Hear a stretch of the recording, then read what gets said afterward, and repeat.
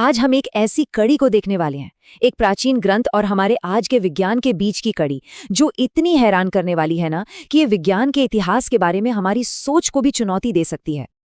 तो चलिए एक बहुत ही सीधे सादे सवाल से शुरू करते हैं। भाई, हमारा पानी ये आता कहाँ से है? अब हम सबको शायद यही लगता है कि अरे इसका जवाब तो हर किसी को मालूम है, लेकिन सच कहूं तो इतिहास हमें एक बिल्कुल ही अलग और कहीं ज्यादा दिलचस्प कहानी बताता है। तो चलिए इस रहस्य की परतें खोलते हैं। अच्छा, याद है स्कूल में हम सबने वाटर साइकिल के बारे में पढ़ा था। भाई, सूरज समंदर को गर्म करता है, पानी भाप बनकर ऊपर उठता है, फिर बादल बनते हैं और बस बारिश बनकर वापस जमीन पर, है ना? ये तो वो बेसिक साइंस है जो आज हम सब जानते हैं।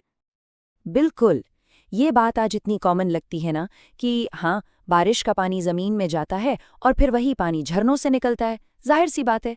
लेकिन कहानी में एक बहुत बड़ा ट्विस्ट है, एक ऐतिहासिक मोड़ जो सब कुछ बदल देता है। ये जानकर शायद यकीन करना मुश्किल हो, लेकिन सदियों तक दुनिया के बड़े बड़े विचारक, सबसे महान दिमाग एक बिल्कुल ही अलग और मैं कहूँगा पूरी तरह से गलत थ्योरी पर विश्वास करते थे। उनका मानना था कि झरनों का पानी बारिश से नहीं बल्कि कहीं और से आता है। जी हाँ, हम बात कर रहे हैं महान दार्शनिक अरस्तू की। उनकी थियरी इतनी प्रभावशाली थी, इतनी कि उसने करीब करीब 2000 सालों तक, सोचिए 2000 साल तक विज्ञान की दुनिया पर राज किया, और वो थियरी पूरी तरह से गलत थी। तो यहाँ पे असली कॉन्ट्रास्ट बिल्कुल साफ है। एक तरफ है अरस्तू की थियरी। उनकी सोच ये थी कि समुंदर का खारा पानी किसी तरह जमीन के नीचे से पहाड़ों में ऊपर चढ़ता है, वहां वो ठंडा होकर शुद्ध हो जाता है और फिर मीठे पानी के झरनों के रूप में बाहर निकलता है। और पता है, उस जमाने में ये लॉजिकल भी लगता था, क्योंकि उन्हें लगता था कि इतनी बड़ी बड़ी नदियां सिर्फ थोड़ी सी बारिश से कैसे भर सकती हैं। और दूसरी तरफ है आज की हकीकत कि ये सब कुछ बारिश का ही पानी है। सोच में जमीन आसमान का फर्क है ना? और अब हम आते हैं इस पूरी पड़ताल के दिल में, एक प्राचीन स्रोत, कुरान की एक आयत जो इस विषय पर इतनी सटीक जानकारी देती है कि सुनकर हैरानी होती है। पहली नज़र में देखें तो ये आयत सीधे सीधे बारिश को झरनों से जोड़ रही है, बिल्कुल साफ। लेकिन असली बात, असली गहराई वो इसके शब्दों में छुपी है।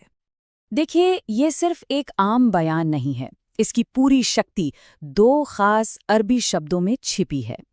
और जब हम इन शब्दों की गहराइयों में जाते हैं तो इसकी वैज्ञानिक प्रिसिजन, इसकी सटीकता खुलकर सामने आती है।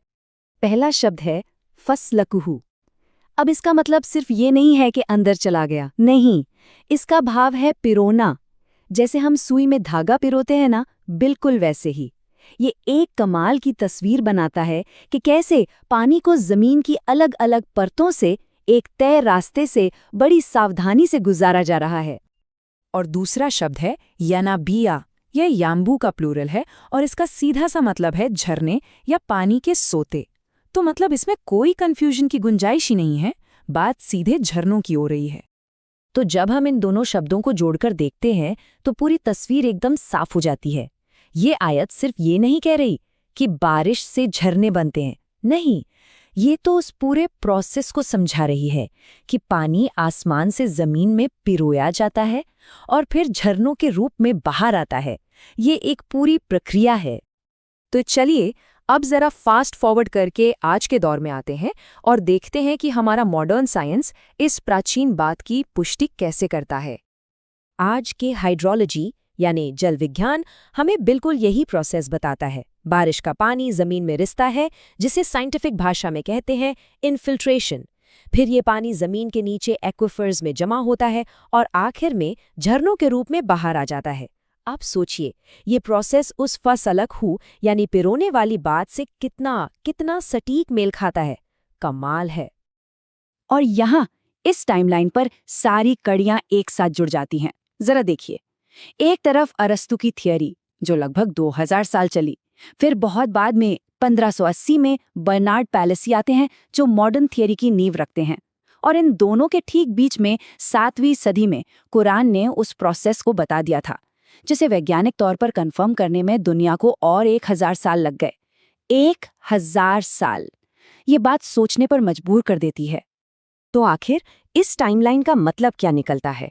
ये सिर्फ कुछ तारीखें नहीं हैं, नहीं, ये हमें एक बहुत गहरे सवाल की तरफ ले जाती है, एक बड़ी तस्वीर दिखाती है। सीधे शब्दों में कहें तो हाइड्रोलॉजी की इतनी सटीक समझ एक 7वीं सदी के ग्रंथ में मिलती है, और ये उस समय से 1000 साल पहले की बात है, जब जाकर दुनिया के साइंटिस्ट्स इस बात पर एकमत हुए। 1000 साल पहले, वो भी तब जब दुनिया के सबसे ब्रिलियंट दिमाग बिल्कुल उल्टी दिशा में सोच रहे थे। तो आखिर में ये सब क्यों मायने रखता है? देखिए, ये सिर्फ एक मजेदार फैक्ट नहीं है। ये दिखाता है कि कैसे एक प्राचीन ग्रंथ ने उस दौर की सबसे बड़ी वैज्ञानिक गलती को दरकिनार किया और एक बहुत ही कॉम्प्लेक्स नेचुरल प्रोसेस को बड़ी सटीकता से समझाया। और हाँ, यह हमें इस बात पर भी सोचने को मजबूर करता है कि ताज़े पानी की सप्लाई का ये पूरा सिस्टम कितना बेहतरीन तरीके से बनाया गया है। और बस हम इसी एक सवाल के साथ आज की बात खत्म करेंगे।